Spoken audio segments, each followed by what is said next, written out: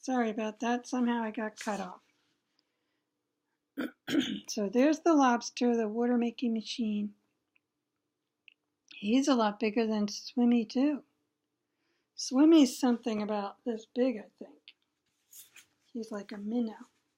Did you know that in order to swim, lobsters snap their tails and they swim backwards like that? Their tail closes, it goes in the curl, and they shoot. That's how they swim. Strange fish, pulled by an invisible thread. That means they're just sailing like this.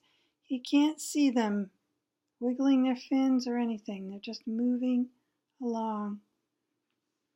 That must be strange and very silent because I guess there's not a lot of sound going on underwater.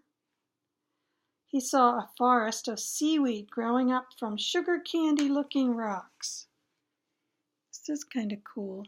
I think they took paper doilies, pressed them into paint, and then lifted the doily up and put it down again on this paper and made a forest of seaweed that looks very delicate.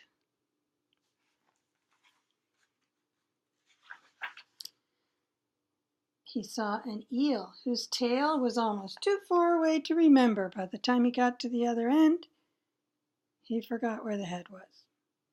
And eels are pretty slippery and quick, so I imagine he was gone before Swimmy could really look.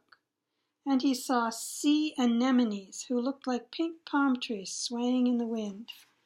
These are things that I think they can open and close, and when they open and wiggle, they look attractive to fish, and fish come along to see if they can have a nibble, but then the sea anemone closes around the whatever the plant is or whatever comes by and has a little snack, because that's how they catch their food.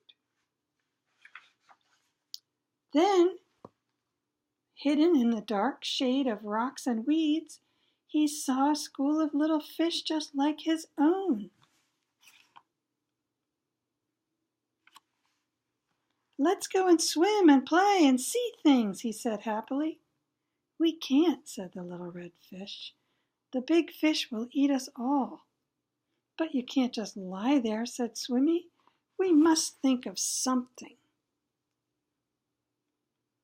They're afraid to come out from the rocks and swim around the way fish would love to do. Swimmy thought, and he thought, and could be she thought. Swimmy suddenly said, "I have it. I think I have an answer, a solution to all of our problems. We're going to swim together in a shape that looks like the biggest fish in the entire sea." Let's see if you can do that one, Swimmy. He taught them and they practiced. They swam close together. Each tried to stay in its own place.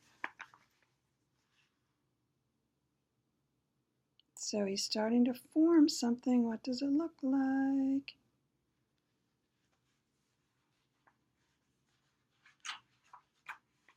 And when they had learned to swim like one giant fish, he said, "I'll be the eye."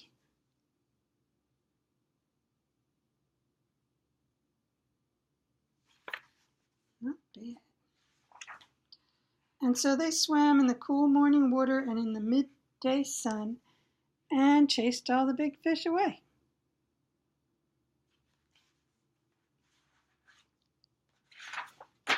And that's the end.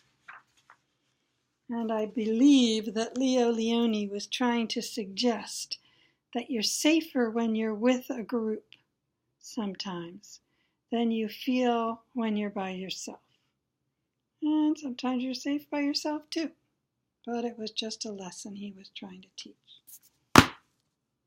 So, sorry that got interrupted. You'll have to listen to both parts. See you next time.